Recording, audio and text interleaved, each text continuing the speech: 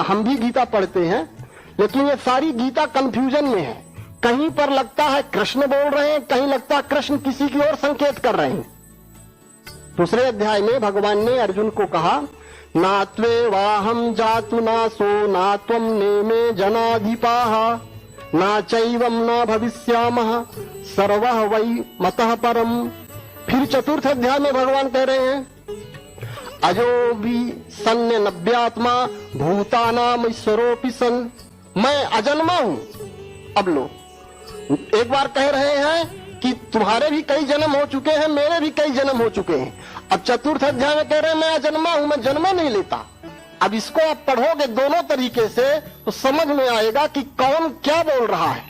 पढ़ने वाला कंफ्यूजन में आ जाएगा, उसका दिमाग नहीं काम करेगा कि साकार बोल रहा है कि निराकार बोल रहा है। Welcome guys, welcome to my YouTube channel. आपने जो भी वीडियो देखा, इसके अंदर ये महानुभाव है जो ऐसा कह रहे हैं कि श्री गीता कंफ्यूजिंग है कि भगवान श्री कृष्ण ने उसे कहा है या वो कभी किसी और की तरफ इशारा कर रहे हैं, ऐसा वो कहना चाह रहे हैं यहाँ पे। उसके लिए वो गीता के दूसरे अध्याय के 12वें श्लोक का वर्णन कर रहा है। जैसा कि उन्होंने ये श्लोक बोला है, फिर से आप इसको सुन लीजिए। नात्वे वाहम जातु नासो नात्वम नेमे जनाधिपाः ना चैवम ना भविष्यामः सर्वः वै मतः परम।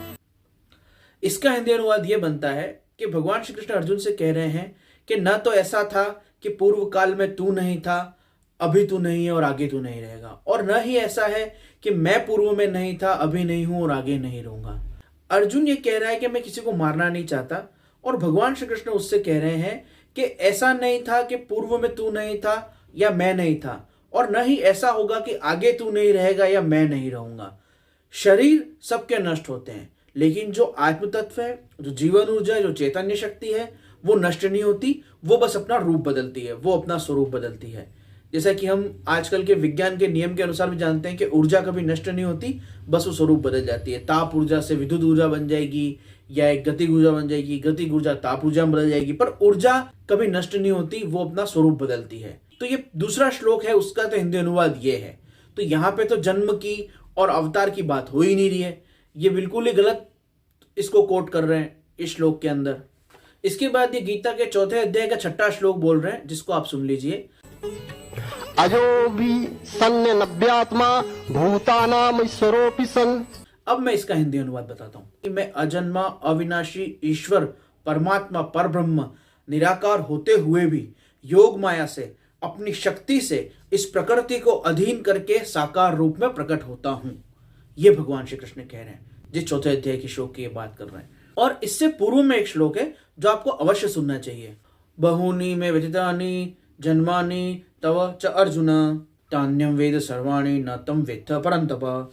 इसका हिंदी अनुवाद ये है कि मेरे और तेरे बहुत से जन्म पूर्व में हो चुके हैं, परंतु तू उन्हें नहीं जानता, मैं उन्हें जानता हूं। और उसके बाद ये अगला श्लोक आता है जो इन्होंने कहा, अजो अपि सन्नवात्मा भूतानाम ईश्वरो अपि सन्न प्रकृतिम सौम्य अधिष्ठाय संभवात्ममाया। इतने जन्म होने के बाद भी मैं अजन्मा हूं, ईश्वर हूं, परमात्मा हूं, निराकार हूं, क्योंकि मैं अपनी शक्ति से इस प्रकृति को वश करके और साकार शरीर अपनी इच्छा से लेता हूं और अपनी योग माया से साकार होकर प्रकट होता हूं।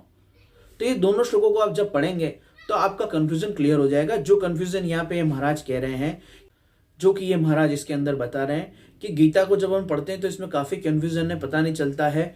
कभी तो भगवान कह रहे हैं कि मेरा जन्म होता है और कभी वो कहते हैं कि मैं अजन्मा हूं। तो निराकार अजन्मा है और साकार रूप में भगवान का जन्म हुआ है। तो ये गीता साकार ने कही है कि निराकार ने कही है, ये कंफ्यूजन इनके दिमाग में। तो इसका बिल्कुल सीधा सरल सा जवाब है। गीता के चौथे अध्याय का 5वां और 6वां श्लोक जो हमने अभी यहाँ पर देखा, उससे ये स्पष्ट क्लियर हो जाता है कि भगवान श्री कृष्ण ही निराकार परब्रह्म है, जो अपनी शक्ति से, अपनी योग माया से इस प्रकृति को अधीन करके स्वयं ही साकार रूप में प्रकट होते हैं। स्पष्ट उन श्लोकों के अंदर भगवान ने कह दिया है कि अर्जुन, तेरे और मेरे बहुत से जन्म हो चुके हैं, परंतु तू सबको नहीं जानता और मैं उन सबको जानता हूं, क्योंकि मैं ईश्वर हूं, मैं परमात्मा हूं, मैं सर्वसमर्थ हूं। अतः अपनी योग शक्ति से मैं इस प्रकृति को अधीन करके निराकार होते हुए भी साकार रूप में तेरे सामने प्रकट हुआ हूं, क्योंकि मैं सर्वसमर्थ हूं। मैं निराकार होकर भी साकार रूप से प्रकट हो सकता हूं। ये दोनों श्लोकों के अंदर स्पष्ट हो जाता है। इसलिए कंफ्यूजन कहीं नहीं है। आप केवल एक हिस्से को कोट करेंगे और उससे फिर अन्य हिस्सों की तुलना करेंगे और कुतर्क लगाएंगे तो फिर हर जगह कंफ्यूजन है। आप ये कुतर्क लगा रहे हैं कि भगवान ने पहले श्लोक में कहा कि मेरे और तेरे कई जन्म हो चुके हैं, और दूसरे श्लोक में वो कह रहे हैं कि मैं अजन्मा हूं। लेकिन आप उन श्लोक को कंटिन्यूटी में पढ़ो। आप 5वें श्लोक का पहली लाइन पढ़ रहे हो और दूसरी लाइन छोड़ देते हो, और 6ठे श्लोक की दूसरी पंक्ति पढ़ रहे हो और पहली पंक्ति छोड़ देते हो, तो बात पूरी समझ में कैसे आएगी? 4 पंक्तियां हैं, ऊपर की एक पंक्ति पढ़ी और आखिर की एक पंक्ति पढ़ी, मध्य की 2 पंक्तियां छोड़ दी, तो आपको वो पूरा वाक्य समझ में कैसे आएगा? पूरा वाक्य स्पष्ट रूप से है गीता के 4थे अध्याय के 5वें और 6ठे श्लोक के अंदर, जहां भगवान श्री कृष्ण कह रहे हैं कि तेरे और मेरे बहुत से जन्म हो चुके हैं परंतु तू उन्हें नहीं जानता। अब आप ये लाइन ले लेते हो कि तेरे और मेरे बहुत से जन्म हो चुके हैं, यानी भगवान का जन्म हुआ है, फिर ये लाइन आप छोड़ देते हो, पर तू उन्हें नहीं जानता और मैं उन्हें जानता हूं क्योंकि मैं सर्वसमर्थ हूं, ये भी आप छोड़ देते हो। मैं परमात्मा हूं, मैं ईश्वर हूं, मैं ही निराकार तत्व हूं, और अपनी शक्ति से इस प्रकृति को अधीन करके यहां तक का पूरा मैटर आप छोड़ देते हो और फिर लास्ट लाइन उठाते हो, मैं प्रकट होता हूं।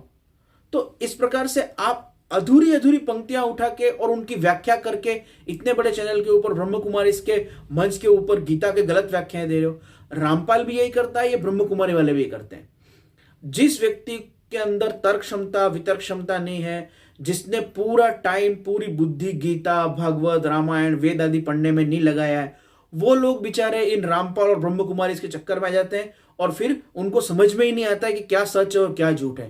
पहले ही धर्मशास्त्र, गीता आदि इतने जटिल है क्योंकि वो संस्कृत में है और वो भी गूढ़ार्थ है, बहुत जटिल रूप से लिखे गए हैं, संस्कृत आती नहीं है, जटिल अर्थ समझ में आते नहीं है, उसमें भी फिर ये लोग उनको गुमराह करते हैं। ब्रह्म कुमारी वाले, रामपाल के समर्थक और रामपाल के स्वयं के लिखे हुए फालतू के ग्रंथ, ज्ञान गीता, ज्ञान गंगा नाम से, और इनके भी यथार्थ गीता नाम से लिखे हुए फालतू के कचरा ग्रंथ हैं। मतलब इन्होंने ऐसे कचरे अनुवाद कर रखा है कि छिन्न भिन्न करके रख दिया भारतीय धर्म ग्रंथों को, पूरी तरह से शक्त विक्षित करके रख दिया है।